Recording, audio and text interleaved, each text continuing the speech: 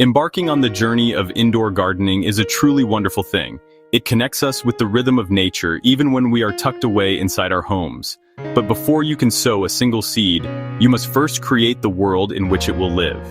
A well-prepared grow space is not merely a convenience. It is the very foundation of your success. Think of it as preparing the perfect patch of soil in your garden. You wouldn't just scatter seeds on hard, unprepared ground and hope for the best. The same principle applies here. A clean, controlled, and efficient space is the single most important factor in nurturing strong, healthy, and productive plants. By setting up your space correctly from the very beginning, you are laying the groundwork for a bountiful harvest and a deeply rewarding experience. This guide is here to walk you through that process step by step. So, let us begin this exciting project together. We will transform a simple corner of your home into a productive oasis. First, choosing the right spot. Let's choose a location that fits your goals. First big question, where will your indoor jungle live? Choose wisely. Plants don't like to couch surf. Seriously, this choice is huge. It's like picking Hogwarts for your plants. Everything else depends on it. Best spot? Somewhere out of the way. You don't want your tomatoes tripping up your morning coffee run. Find a place where your setup can chill undisturbed. You need room to work, without dodging family pets or rogue Roombas. Spare bedroom, closet, basement corner, garage nook. Claim it for your green empire, no trespassers allowed. Don't forget the basics. You'll need easy access to outlets. Plants love light, but they can't plug themselves in. You'll need juice for lights, fans, and all the gadgets. Extension cords, the unsung heroes of indoor gardening. Carpet? Yikes! If you must, lay down a tarp or tent liner. Spills and mold are not the kind of growth you want. Privacy and light control are key. Plants need strict light schedules. Think plant bedtime. Pick a spot you can make pitch black. No windows? Perfect. If there's a window, blackout curtains are your new best friend. Match your space to your ambition. Start small, 1 meter by 1 meter is plenty. Even plant dreams need training wheels. Consider a grow tent, like a VIP lounge for your plants. Reflective, ventilated, and drama-free. Light is food for your plants. It is the single most critical element you will provide. Getting it right is paramount to your success. In an indoor setting, you are the sun. For many years, high-intensity discharge lights, metal halide, and high-pressure sodium were the standard. They're powerful, but they produce a lot of heat and consume significant electricity, requiring robust ventilation. Today, LEDs have revolutionized grow lighting. They're efficient and can mimic full-spectrum sunlight. They use significantly less electricity and generate far less heat, ideal for beginners. When choosing an LED, look for full-spectrum models from reputable brands. Expect higher upfront cost but lower running bills. Positioning is as important as the light. Use adjustable hangers so you can raise lights as plants grow. Seedlings need light close. Raise the light as they stretch to avoid burning leaves. A simple test. Hold the back of your hand at canopy level. If it's uncomfortably hot, it's too hot for plants. Control the duration of light. For vegetative growth, try 18 hours on and 6 hours off. Use a timer. Automation removes human error and provides the stable rhythm plants crave.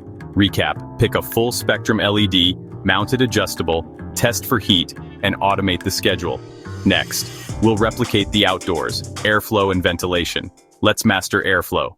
In the great outdoors, wind constantly moves. It strengthens stems and circulates air. Indoors, we must replicate this gentle breeze.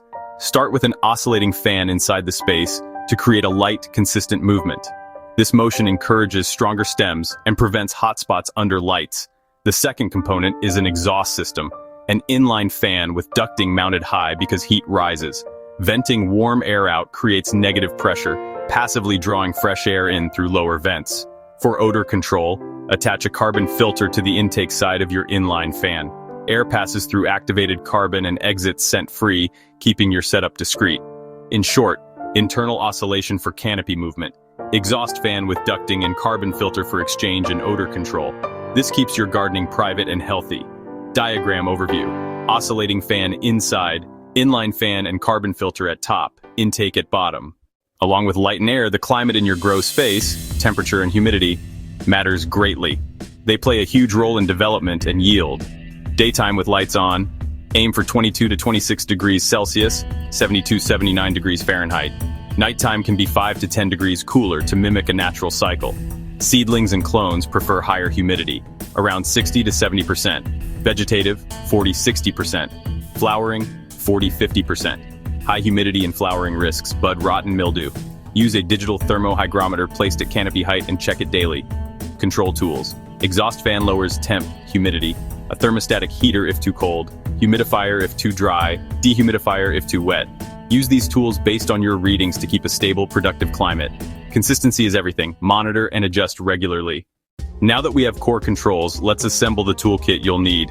Having the right equipment from the start makes everything smoother and more enjoyable. Fabric pots are great for aeration and preventing root-bound plants. Choose a high-quality, pre-fertilized potting soil or explore coco coir if you want soilless control. A long-spout watering can and a reliable way to mix nutrients are essential. Test pH. Most plants prefer 6.0 to 7.0. Keep pH up-down solutions handy. Pruning snips, plant ties, measuring spoons, small tools that make daily tasks easy. Keep everything organized and within reach to streamline workflow.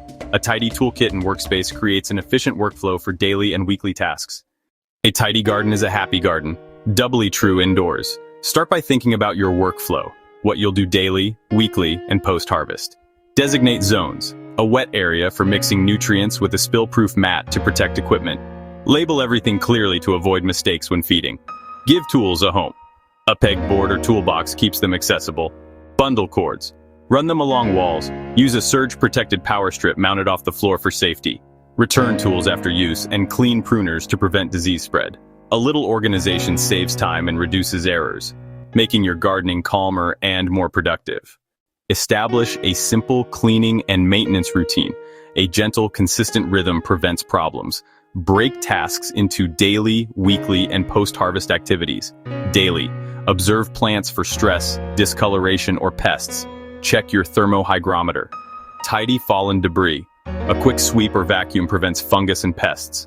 Weekly. Wipe down walls and equipment with water and a little hydrogen peroxide or a mild plant-safe cleaner. Clean fan blades and water reservoirs to maintain efficiency. After harvest, remove everything and give the space a deep sterilizing clean. Sterilize pots and tools to eradicate lingering pests or spores. Start the next crop in a clean, fresh environment for best results. A frequent beginner mistake is overwatering. It suffocates roots and causes root rot. Avoid it by checking soil. Stick your finger an inch or two in. Water only if dry at depth. Watch for pests. Spider mites, fungus gnats, thrips. Quarantine new plants and inspect leaf undersides daily. Nutrient issues. Start at half-strength or quarter-strength feeds. Check pH before feeding. Keep a simple journal. Watering, feeding, and observations become invaluable. Don't be discouraged by setbacks. Learn, adapt, and celebrate progress. Each cycle teaches you something new.